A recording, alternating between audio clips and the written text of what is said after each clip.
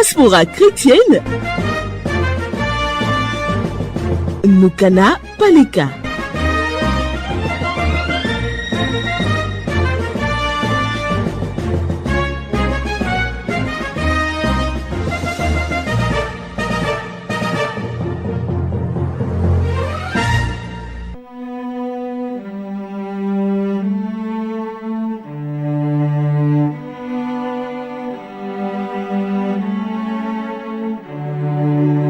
Mesdames et messieurs, bonsoir et bienvenue à votre émission Diaspora chrétienne. Une émission consacrée aux chrétiens de la diaspora et qui fait le pont entre la foi vécue ailleurs et celle pratiquée ici en Côte d'Ivoire.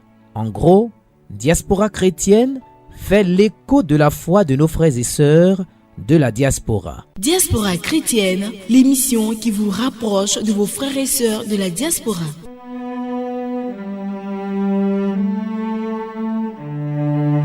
Près de 100 jours après son rappel à Dieu, Diaspora chrétienne rend hommage au père des médias privés en Côte d'Ivoire, Bernard Cardinal Agré. À cette occasion, nous vous proposons un numéro spécial avec les différents présidents de clubs Diaspora chrétienne. De Nouakchott en Mauritanie à Clermont-Ferrand en France, en passant par Moscou en Russie, Casablanca au Maroc, Nairobi au Kenya, Forlì en Italie, Montréal au Canada, Wuhan en Chine, Indiana aux États-Unis, eh bien nous allons tous saluer la mémoire de ce grand homme d'église, fils de Marie, rappelé à Dieu le lundi 9 juin 2014, lundi de Pentecôte. Feu Bernard Cardinal Agré. À cet effet, nos frères et sœurs des clubs Diaspora chrétienne méditeront une dizaine de chapelets pour le repos de son âme. Le Seigneur avait donné, le Seigneur a repris, il a non été comme le Seigneur l'a voulu, que le nom du Seigneur soit béni. Retrouvons sans plus tarder nos frères et sœurs président de club Diaspora chrétienne réunis dans ce multiplex. Bonsoir, cher président de club Diaspora chrétienne. Bonsoir, Nukana Paleka. Est-ce que vous êtes tous là? Oui, nous sommes là. Très bien. Mais avant toute chose, chers auditeurs et chers présidents de club Diaspora chrétienne, il est important de vous dresser le portrait de ce serviteur du Seigneur à qui nous avons décidé de rendre hommage aujourd'hui dans cette émission Diaspora chrétienne. Feu Bernard Cardinal Agré. Qui est cet homme qui aura consacré plus des 3/4 de sa vie à servir le Seigneur, l'Église et ses frères et sœurs partout dans le monde? Près de 100 jours après son rappel à Dieu, Diaspora chrétienne rend hommage au père des médias privés en Côte d'Ivoire, Bernard Cardinal Agré. Peuple Goua, tous unis, glorifions Dieu. Monga. C'est ce village au bord du fleuve Comoé qui a vu naître Bernard Agré, un village situé au sud de la Côte d'Ivoire, précisément à 47 km d'Abidjan, la capitale.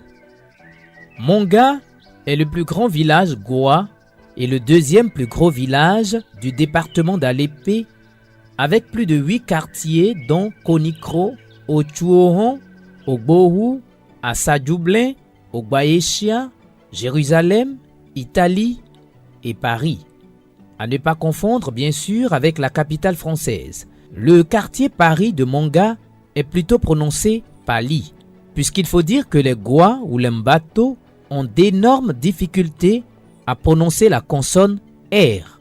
Ils préfèrent remplacer le R par une autre consonne, la consonne L. C'est donc dans ce quartier, Paris ou Pali, c'est selon qu'est né Bernard Agré, un 2 mars 1926. Issu d'une famille nombreuse à l'africaine, Bernard Agré est l'aîné d'une fratrie de 12 enfants, 6 garçons et 6 filles. De ses géniteurs, papa Jean Manda et maman Jeanne Yomé, il aura appris à travailler dur, dans les champs, à la pêche et à la chasse avec ardeur et ferveur. Le partage, le goût du travail bien fait, la charité lui ont été transmis par ses parents, notamment par sa mère, qui lui disait « Tes frères et sœurs doivent manger d'abord, toi tu mangeras après ». Cette phrase a développé très tôt en Bernard Agré le sens du sacrifice, du don de soi. Déjà tout petit, Bernard a commencé à penser aux autres avant de penser à lui-même. Et c'est sûrement ce qui va le mener vers la vie sacerdotale, la vie missionnaire. «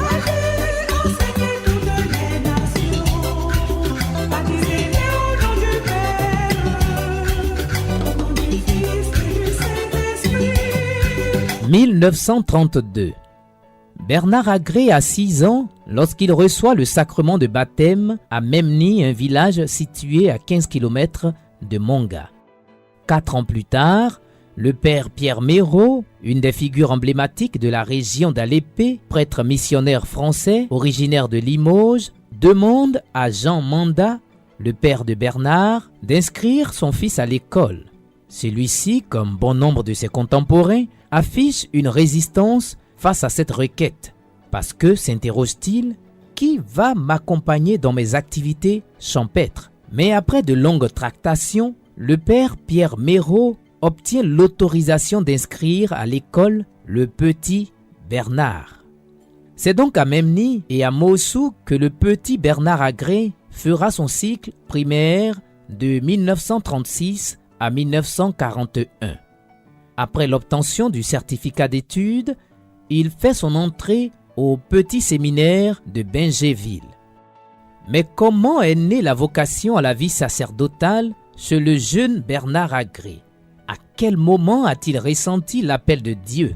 En gros, quand est-ce que tout a commencé? Je ne peux pas dire exactement quand, mais je sais qu'il y a eu des circonstances qui m'ont permis de savoir que Dieu me fait signe quelque part. C'est en servant la messe à Memli, à côté d'un prêtre prestigieux, le père Pierre Méraud. J'ai servi à côté de lui et ce qui m'avait beaucoup frappé, c'est son assiduité à la prière. Le matin, il était tôt levé avec sa lampe pigeon parce qu'en ce moment-là, il n'y a pas d'électricité et il allait prier. Et puis quand il célébrait la messe que nous servions, à un moment donné, au moment de la consécration, j'avais l'impression qu'il touchait quelque chose de sublime, quelque chose de divin, un homme avec qui il conversait. Et ça m'avait beaucoup intrigué, impressionné. Et un beau jour, il m'a posé la question. Qu'est-ce que tu veux faire quand tu seras grand?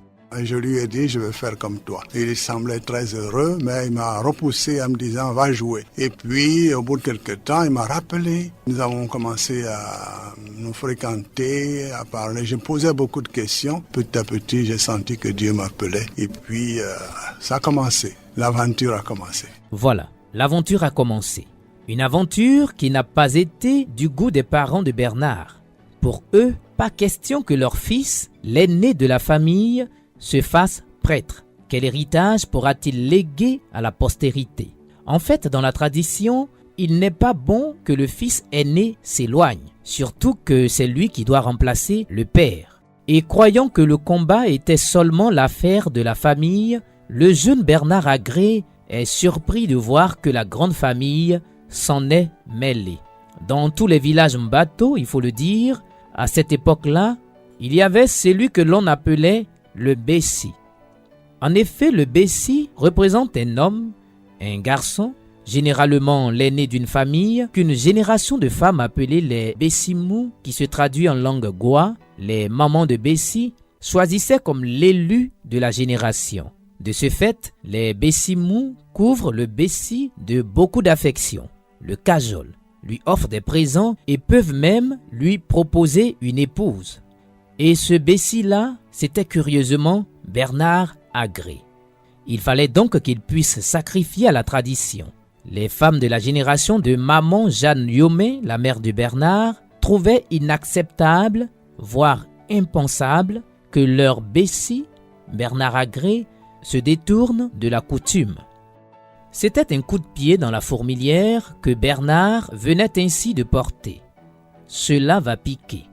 Bernard Agré se retrouve alors tout seul à la risée des villageois. Partout où il passe, il essuie des colibés, des provocations du genre « celui-là même, est-ce qu'il est garçon? Il veut devenir prêtre? Il a peur des femmes, il est stérile. » Face à la sérénité de Bernard, les femmes du village et les parents lui font une dernière demande. « Bernard, c'est vrai que tu veux être prêtre, mais laisse-nous ta photo avant de t'en aller. » Une photo? Eh oui, une photo. Ici, par photo, il faudrait comprendre faire un enfant. En un mot, Bernard Agré était invité à faire un enfant avant de s'en aller au séminaire. Mais devant une telle requête, il reste campé sur sa position. Il ne se laisse pas influencer puisqu'il avait bien mûri son idée. C'est Dieu qui l'a appelé et il doit y aller. Nous sommes en 1941. Bernard Agré fait alors son entrée au petit séminaire de Bingéville. 6 ans après, il est admis au grand séminaire de la même ville pour des études de philosophie. En 1948, il quitte son pays avec 11 autres séminaristes pour Ouidah, dans le Dahomey, l'actuel Bénin, afin d'achever les études de philosophie et entamer la théologie. Au bout de 5 ans, soit en 1953, Bernard Agré retourne en Côte d'Ivoire. Un grand jour que celui de ce 20 juillet 1953 à Bingerville. 3 jeunes venus de Ouidah au Bénin d'à côté seront consacrés prêtres de Jésus-Christ.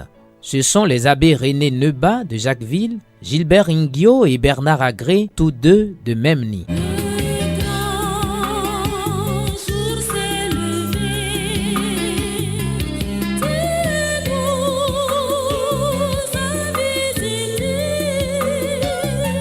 Après son ordination presbytérale, ce 20 juillet 1953, l'abbé Bernard Agré est affecté en tant que vicaire sur la 4e paroisse de Côte d'Ivoire, Dabou, son premier poste.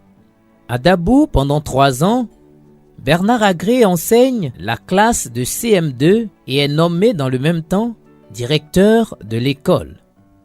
En 1956, après avoir quitté son poste à Dabou, il est nommé directeur de l'école des petits clercs de Bingéville, c'est-à-dire le petit séminaire. Mais une année après, en pleine période de vacances scolaires, pendant qu'il préparait son programme et son plan stratégique de nouvelle année, l'abbé Bernard Agré reçoit la visite de Monseigneur Boivin. Celui-ci l'informe de ce qu'en septembre prochain, son aîné Bernard Yago et lui iront étudier le droit à l'étranger. Le premier à Paris en France et le second, Bernard Agré, à Rome en Italie. Une décision surprenante et inattendue pour ce jeune prêtre trentenaire qui se plaisait dans sa nouvelle fonction de recteur du pré-séminaire de Bingéville. Rien d'autre à faire que de se préparer pour ce voyage d'études à Rome prévu pour le mois de septembre 1957.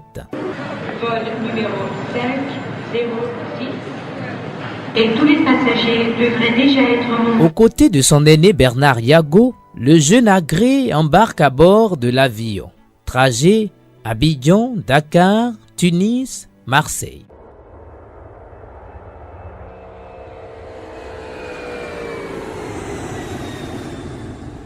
À Marseille, il devra maintenant descendre pour faire le reste du parcours vers Rome en train. Fort heureusement, le père procureur de Marseille, le révérend père Mikou, l'attend à l'aérogare. Le jeune prêtre Bernard Agré est tout tremblotant de froid à l'aérogare de Marseille. Son guide, le père Mikou, lui achète vite des habits chauds, un tricot, une chemise, une soutane noire et une douillette. Bien au chaud, notre nouveau venu en France s'apprête pour emprunter le train.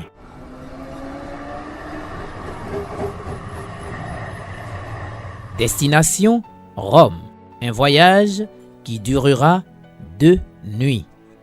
Le voilà à Rome, notre étudiant, l'abbé Bernard Agré. Son intégration se passe bien dans ce milieu très international. Après 3 années passées à l'université pontificale urbanienne de Rome, Bernard Agré rentre à Abidjan, la capitale économique de son pays, avec sous la main le doctorat en théologie option droit canonique avec la mention Maxima cum laude. «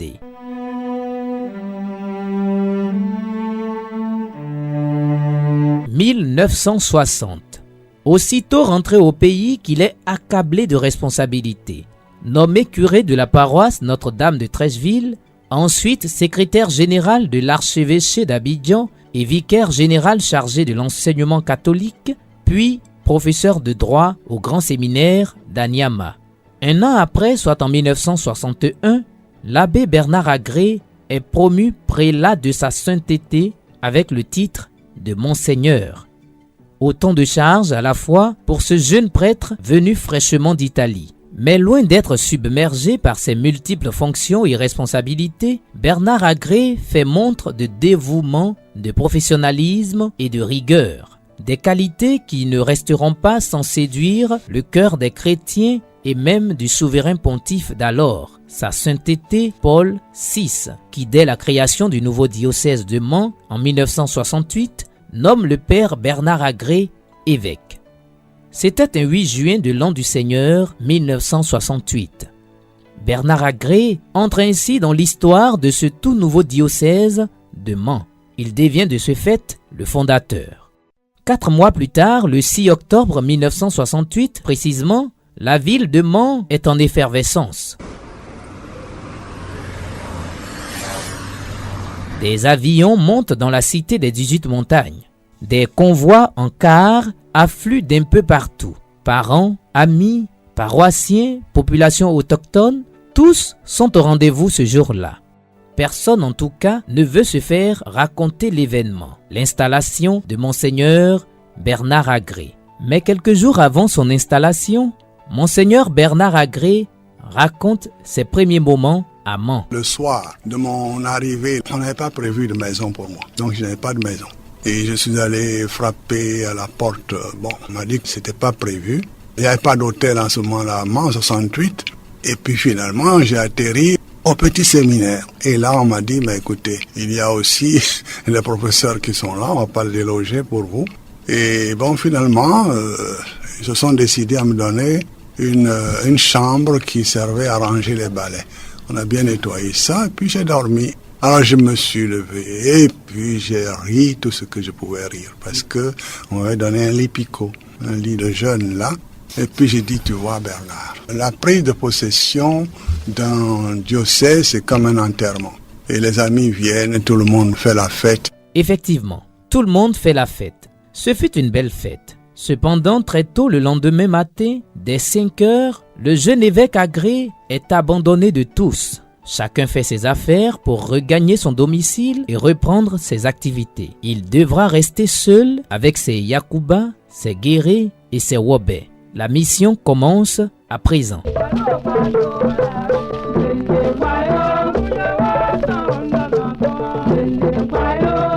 À 42 ans accomplis au début de son épiscopat à Mans, Bernard Agré met en place une pastorale triphasée, orientée sur le développement, la promotion humaine et la construction d'une église responsable. Partant donc de cette vision, Monseigneur Agré développe l'agro-pastoral avec des hectares de riz, un impressionnant cheptel et la création de coopératives à vocation agricole dans plus d'une 60aine de villages de la région de Mans. Résultat, campagne agricole de 1983, plus de 4000 tonnes de café cerises sont produites par des coopératives agricoles, générant ainsi près de 25 millions de francs CFA de ristournes aux paysans. À cela, il faudra ajouter 10 millions de francs CFA de bénéfices réalisés. La machine économique est donc en marche sous la houlette de ce jeune évêque venu impulser un nouvel élan de développement et surtout une nouvelle vision de ce qu'est la pastorale. Plusieurs édifices sortent de terre. 25 paroisses catholiques construites, de nombreuses maisons d'habitation au quartier Air France de Mans sont bâties et mises en location à des particuliers. Un centre audiovisuel comprenant une salle de conférence de plus de 6000 places assises et une station de radio sont créés. Mais d'où lui viennent toutes ces idées novatrices et constructives? Comment, surtout à cette époque-là, pouvait-il penser à créer une radio? Comment déjà dans ces années 60, un épiscope qui n'était pas un professionnel de la communication, il faut le dire, pouvait-il savoir l'importance des moyens de communication sociale? Alors, d'où vient cette histoire de la radio? Vous voyez, cette histoire de la radio, aujourd'hui nous avons radio, ceci, toutes ces choses-là. Mais n'oubliez pas que c'était un monopole d'État. Et la première fois que je suis allé voir le président Houphouët, disant que j'avais besoin d'une petite radio pour parler avec mes Robert Yacouba, il m'a regardé. Et puis, il a appelé le ministre de la Communication. Et il lui a dit, bon, faites une dérogation pour qu'il fasse sa petite radio là-bas. Et le ministre m'avait répondu, en regardant, mais avec un air un peu narquois, bon, il n'y a pas de problème, monsieur le président, ça va se faire. Et puis, je suis parti. Et j'ai attendu, j'ai commencé à prendre des contacts, et c'était presque conclu. Et puis, j'ai attendu longtemps. Et rien ne se passait. Et le ministre disait aux gens, à celui-là, si vous donnez un petit bout de radio, mais il est déjà puissant, il va éclater. Alors donc, ça a duré 10 ans. Et quand le ministre Fologo est venu, j'ai réitéré. Et le président a dit, bon, permettez-lui de faire ça. Moi, ce que je voulais, c'est casser le monopole d'État. Casser le monopole d'État. À cette époque-là, ce n'était pas donné à tous, mais lui a osé le faire. Et il y est parvenu. C'est d'ailleurs pour la bonne cause. Quand on sait que la radio est un puissant outil d'évangélisation. Radio Mans ou la voix des 18 montagnes, créée par Monseigneur Agré, venait ainsi d'ouvrir le chemin de la création de bon nombre de radios de proximité qui ne sont plus à compter de nos jours. Eh bien, nous pouvons affirmer avec conviction que Monseigneur Bernard Agré est le pionnier des médias privés en Côte d'Ivoire. Pour moi, la communication, c'est très important. Parler à des gens qui sont à distance, c'est très important. Leur dire qu'on les aime et qu'ils sentent qu'on les aime. Suivez Diaspora chrétienne en buvant l'eau minérale RNC. L'eau minérale RNC, source de bien-être.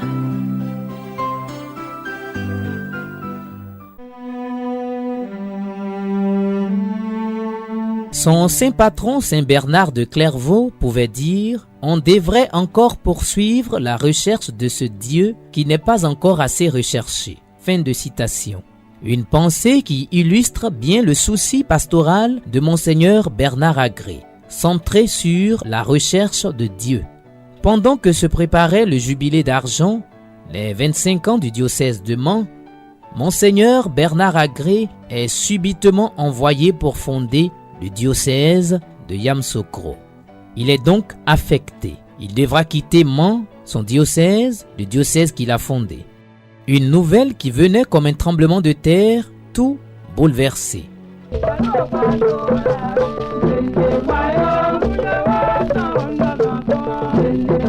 Après 24 ans passés dans un diocèse, une telle séparation devient douloureuse. C'est comme une partie de soi qui vient d'être arrachée. Monseigneur Bernard Agré doit partir pour une autre mission.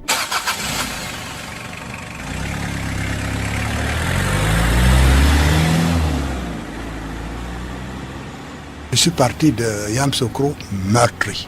Meurtri parce que j'avais un bébé plus jeune encore. Il y a une dame, Baoulé, qui m'avait accosté au moment où je partais, m'a dit « Mais toi là, tu t'en vas où?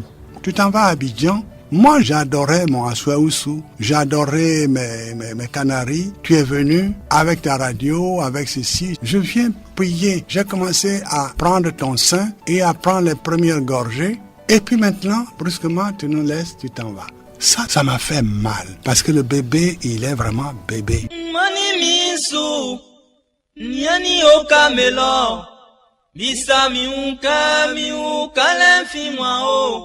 Nteli misuke mi ukale mofianangama misunia fueso osuprima suke miga oselio. Comme un bouvier peule, toujours prêt à faire ses bagages au gré de ses bœufs, Monseigneur Bernard Agré prépare ses valises pour Abidjan, où une nouvelle aventure l'attend.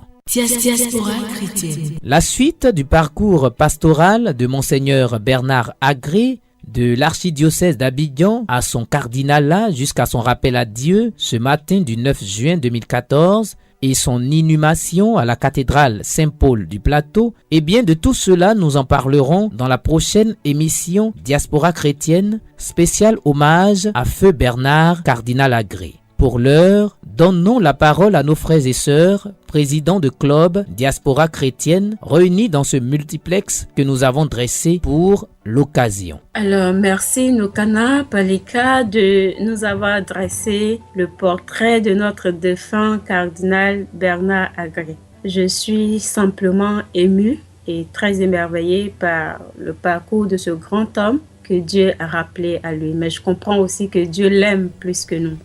Alors, je voudrais, avec tous mes collègues présidents des clubs diaspora chrétienne ici présents, méditer une dizaine de chapelets pour le repos de l'âme de notre cardinal, avec votre permission. Bien sûr, présidente Ange Daniela Soro du club Diaspora chrétienne de Russie, méditons avec tous les auditeurs de la Radio nationale catholique de Côte d'Ivoire un pater, dit Ave Maria et un Gloria.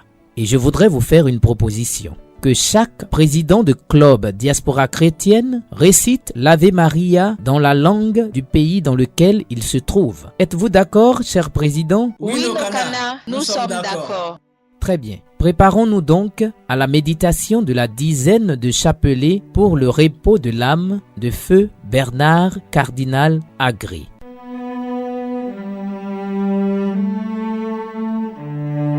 Au nom du Père et du Fils et du Saint-Esprit. Amen. Amen. Notre Père qui es aux cieux, que ton nom soit sanctifié, que ton règne vienne, que ta volonté soit faite sur la terre comme au ciel. Donne-nous aujourd'hui notre pain de ce jour. Pardonne-nous nos offenses, comme nous pardonnons aussi à ceux qui nous ont offensés. Ne nous soumets pas à la tentation, mais délivre-nous du mal. Car c'est à toi qu'appartiennent le règne, la puissance et la gloire pour les siècles des siècles. Amen.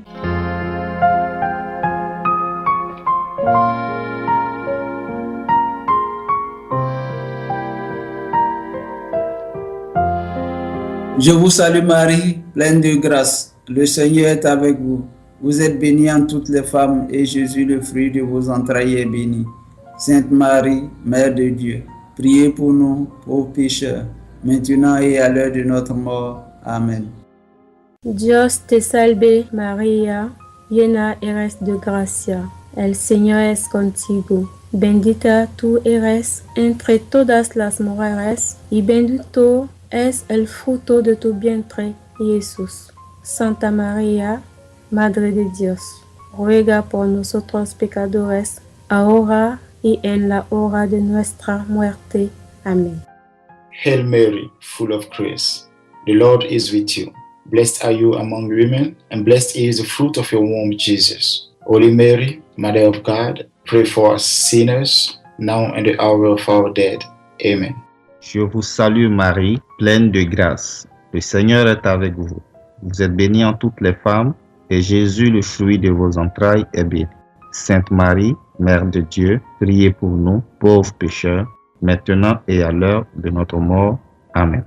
万福玛利亚，乃充满圣宠，入于乃痛切，乃在妇女中受称颂，乃的荆棘耶稣同受赠种，天主圣母玛利亚，就乃现在和我们临终时，为我们罪人祈求天主亚蒙。 Assalamu alaikum, ya Maryam, ya Muktalika, Nima, Al-Rabu, Maki Mubarakaton, Anti Bayat Halnisa ya Mubaraka, Samrat Baniki Sigadna Yasu El Masi, El Edissa Mariam Yawalida, Allah Saili Aili Nahum, Al Kata Halan Wafi Sat Mautina. Amina. Salam Maria, umejaa neema, Bwana yu nawe, umebarikiwa kuliko wanawake wote, na Yesu mzao wa tumbo lako amebarikiwa. Maria mtakatifu, mama wa Mungu, utuombee sisi wakosefu, sasa na saa ya kufa kwetu. Amina. Radusea Maria, blagadati polneja, Gaspar Blagoslovenati, Mejduženami i blagosloven plod treva tvojego Isus. Svятая Maria, Mater Božja, Malis a nas grzesznych, nynie i w czas śmierci naszej. Amen. Hail Mary, full of grace, the Lord is with you. Blessed are you among women, and blessed is the fruit of your womb, Jesus. Holy Mary, Mother of God, pray for us sinners, now and the hour of our death. Amen. Je vous salue Marie, pleine de grâce. Le Seigneur est avec vous. Vous êtes bénie en toutes les femmes, et Jésus, le fruit de vos entrailles, est béni. Sainte Marie, Mère de Dieu, priez pour nous, pauvres pécheurs, maintenant et à l'heure de notre mort. Amen. Gloire au Père et au Fils et au Saint-Esprit, comme il était au commencement, maintenant et toujours, dans les siècles des siècles. Amen.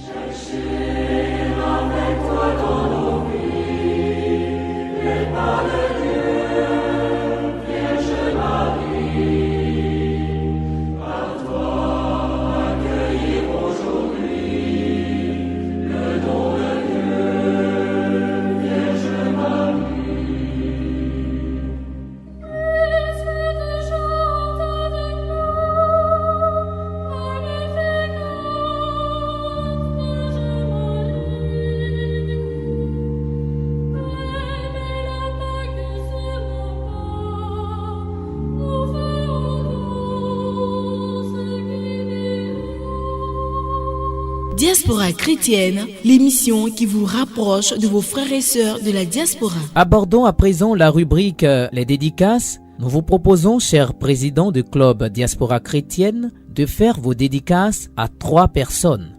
On y va. Diaspora chrétienne. Je me nomme Landry Secredou, président du club Diaspora chrétienne, Saint-Thomas-More de Indiana aux États-Unis. Dédicace spéciale à mes parents, à mon père, à ma mère et à mon oncle Quadio Daniel, que j'appelle affectueusement Oncle Di, et à ma grande-sœur Solange.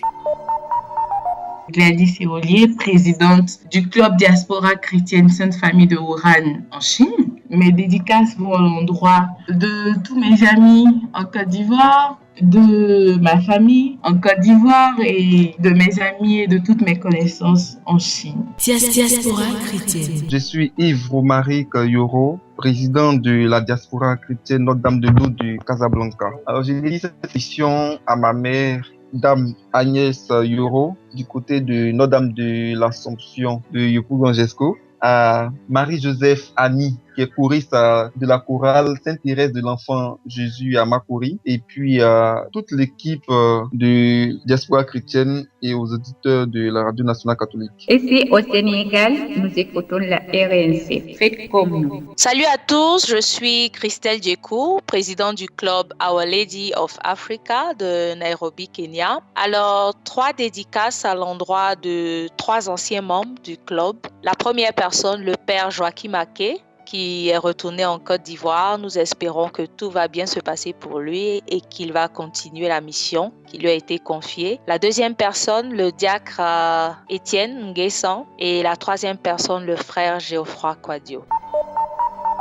Christian Oyuro, président du club Diaspora chrétienne de Montréal, les vivants en Jésus-Christ. Merci Nokana de me donner l'opportunité de penser à mes frères du pays. Particulièrement, je vais penser d'abord à ma famille, la famille Oyuro à la Sikoji. Je pense à elle et que Dieu continue de les assister, de les protéger. Je pense à toute la Côte d'Ivoire entière en même temps. Et enfin, je pense à tous ceux et toutes celles qui sont malades, qui sont désespérés. Il faut toujours garder la foi et je bénis cette émission et tous les frères de la diaspora chrétienne à travers le monde. Diaspora chrétienne. C'est Jean Fortuné Ndri, président de la diaspora chrétienne Saint-Joseph Nouakchott, Mauritanie. Oui, je dédie cette émission à tous les frères et sœurs chrétiens qui vivent des difficultés à l'étranger, les frères qui sont en Irak, en Syrie, comme en Palestine. Aussi à tous nos frères qui viennent d'arriver ici à Nouakchott.